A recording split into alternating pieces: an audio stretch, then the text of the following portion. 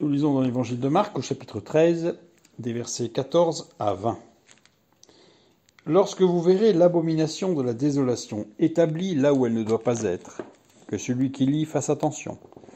Alors que ceux qui seront en Judée fuient dans les montagnes, que celui qui sera sur le toit ne descende pas et n'entre pas pour prendre quelque chose dans sa maison, et que celui qui sera dans les champs ne retourne pas en arrière pour prendre son manteau. Malheur aux femmes qui seront enceintes et à celles qui allaiteront en ces jours-là. Priez pour que ces choses n'arrivent pas en hiver, car la détresse en ces jours sera telle qu'il n'y en a point eu de semblable depuis le commencement du monde que Dieu a créé jusqu'à présent, et qu'il n'y en aura jamais. Et si le Seigneur n'avait abrégé ces jours, personne ne serait sauvé, mais il les a abrégés à cause des élus qu'il a choisis. Texte souvent utilisé pour parler de la fin des temps, et en particulier d'une période toute spéciale, on va dire, la grande tribulation. Alors, nous allons faire quelques remarques sur ce texte. Il est parlé dans le texte de l'abomination de la désolation. Il faut savoir que cette abomination de la désolation se réfère à une prophétie dans l'Ancien Testament, une prophétie de Daniel concernant Israël. D'ailleurs, c'est pour cela que certains manuscrits récents ont rajouté dans le verset 14, lorsque vous verrez l'abomination de la désolation, dont il est parlé dans le prophète Daniel, etc., etc. C'est un ajout qui n'est pas dans le texte, dans les manuscrits anciens. Cette prophétie de Daniel se trouve dans Daniel chapitre 11 et verset 31 et chapitre 12, le verset 11.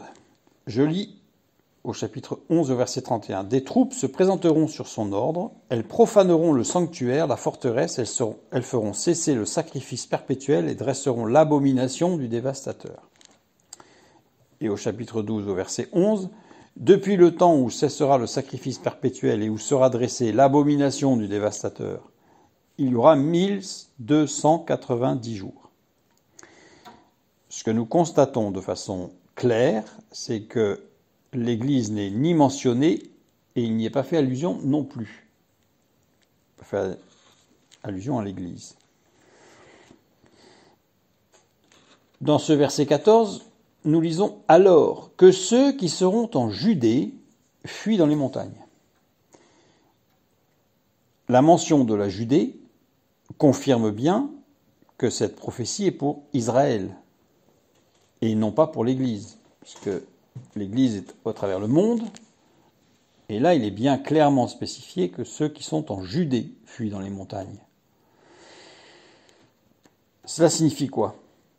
Cela signifie qu'a priori cette prophétie ne s'adresse pas à l'Église.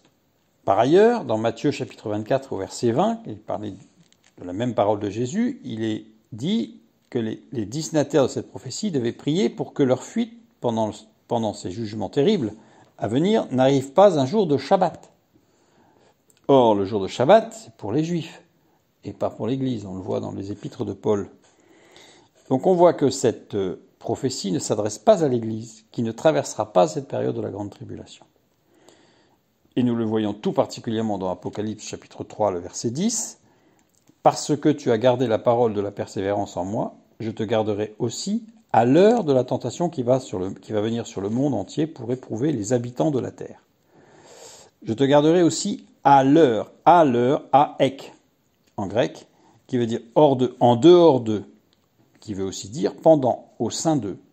Et c'est à cause de cette traduction que certains en ont déduit que l'Église sera présente sur la terre pendant ou au sein de la grande tribulation.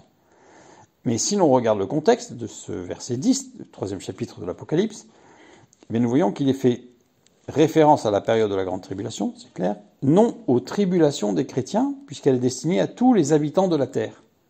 Or, tous les habitants de la terre, ce n'est pas les chrétiens, ce n'est pas les enfants de Dieu. Ça concerne directement les incroyants, tous les habitants de la terre, puisque l'Église sera enlevée avant. Donc là, il y a bien d'autres passages, comme Apocalypse 6.10, 8.13, 11.10, etc., etc., etc. De plus, c'est une erreur de lire que les chrétiens de la période de la grande tribulation seront gardés pendant cette persécution, puisque beaucoup d'entre eux seront obligés de mourir comme martyrs. On le voit dans Apocalypse 6, 9 à 11. Donc quand on dit que les chrétiens seront enlevés avant, il s'agit de ceux qui se convertiront pendant la période de la grande tribulation. Ceux-là en mourront en martyrs. Donc ce texte qui est souvent pris, eh bien je dirais, pour faire peur. Et rappelons-nous les versets qui précèdent, où Jésus exhortait à ne pas diffuser la peur, à ne pas parler des bruits qui courent, de ce qu'on peut entendre qui fait peur, et on ne doit pas le diffuser pour encore rentrer dans cette dynamique de la peur. En tant qu'enfant de Dieu, on n'est pas dans la peur, on est dans la paix. Ensuite, il y a toutes sortes de conseils qui sont donnés, et toujours au peuple juif, puisqu'il s'agit bien des Juifs en Israël, que ceux qui sont en Judée fuient dans les montagnes. C'est où les montagnes en Judée? C'est en Jordanie. Jordanie qui est le seul pays aux alentours qui ne soit jamais rentré directement en conflit avec Israël. C'est toujours une zone neutre par rapport aux autres pays autour. Et c'est là qu'on va retrouver toute cette zone avec Pétra, avec toute cette zone de canaux très profonds, où il est très difficile en fait d'aller chercher quelqu'un qui se cache. Donc c'est là que Jésus dit, à cette période-là, il faudra vous cacher à cet endroit, pour les Juifs. Parce évidemment, celui qui vit en Europe ou sur le continent américain, il ne va pas aller se cacher dans les conduits, dans les creux de Pétra. Ensuite, il y a des conseils qui sont donnés, que celui qui sera sur le toit ne descende pas et n'entre pas pour prendre quelque chose dans sa maison, et que celui qui sera dans les champs ne retourne pas en arrière pour prendre son manteau. Ces deux versets 15 et 16 sont à appliquer, évidemment, pour la période de la fin des temps, mais ils ont sauvé beaucoup de personnes en 70, quand l'armée romaine, l'armée conduite par Titus, est venue investir Jérusalem, puisque beaucoup ont entendu ces paroles résonner, beaucoup de disciples de Christ, et ont compris qu'il ne fallait pas retourner à Jérusalem, même pour chercher ses affaires. Et de fait, ils ont été sauvés, puisque Jérusalem a été encerclée, assiégée, et tous ceux qui y sont restés ont, pour la plupart, péri. Ensuite, il y a le verset 18 qui est surprenant. Priez pour que ces choses n'arrivent pas en hiver. Comme si Dieu ne savait toujours pas en fait quand ça arriverait. Et puis, c'est curieux parce que c'est une période de grande tribulation qui va durer 7 ans. Les 3 premières années et demie seront des années de paix, et les 3 dernières années et demie seront des années de grande tribulation cette fois-ci. Mais 3 ans et demi, ça ne fait pas un hiver. En fait, si je prends le mot en hiver, keimon en grec, ça veut dire mauvais temps, orage, tempête. Donc, littéralement, priez pour que ces choses n'arrivent pas en pleine tempête, en plein orage, en plein mauvais temps, parce que ça rendra les choses beaucoup plus difficiles. Voilà. Car la détresse en ces jours sera telle qu'il n'y a point eu de semblable depuis le commencement du monde que Dieu a créé jusqu'à présent, et qu'il n'y en aura jamais. C'est surprenant cette phrase aussi, parce qu'on peut se rappeler du déluge. Le déluge quand même qui était terrible.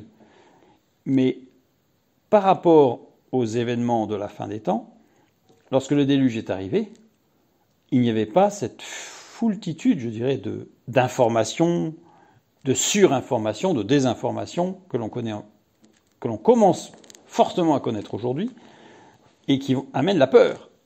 À l'époque du déluge, certains n'étaient même pas au courant, on le voit dans l'épître de Pierre d'ailleurs. Et si le Seigneur n'avait abrégé ces jours, personne ne serait sauvé. Personne ici est la traduction de 3 mots, ou, pas, sarx. C'est-à-dire, on pourrait traduire littéralement par absolument personne, ni aucune communauté, pas individuelle ou collectif, n'aurait biologiquement survécu. Puisque sarx, c'est la chair. Donc, il ne s'agit pas d'une mort spirituelle ou de quelque chose comme ça. Il s'agit vraiment de quelque chose de physique. Personne n'aurait pu aller jusqu'au bout de cette période, tellement ça va être terrible. Mais justement, Dieu va abréger ce temps. Et il est traduit à cause des élus qu'il a choisis. À cause des élus qu'il a choisis. À cause des élus qu'il a choisis. Les élus qu'il a choisis renvoient au peuple choisi. Qui est le peuple choisi dans la parole de Dieu? Les Juifs, qui servent de modèle et d'exemple. Et à nouveau, pas l'Église. L'Église, évidemment, est élue, mais pas choisie. Il y a une différence dans l'Ancien Testament, tout particulièrement, où il est parlé de ce peuple choisi. Mais à cause de, traduction de dia, en grec, dia qui est une préposition dénotant le canal d'une action, au travers de. C'est-à-dire que littéralement, les temps seront abrégés au travers du peuple juif. Et non pas à cause. Ou plutôt à cause, mais grâce plutôt. Pourquoi ? Parce que la parole de Dieu nous montre que c'est quand le peuple juif reconnaîtra, j'ajouterai enfin, le Messie, en Jésus-Christ, c'est là que Jésus revient et que les choses terribles s'arrêtent.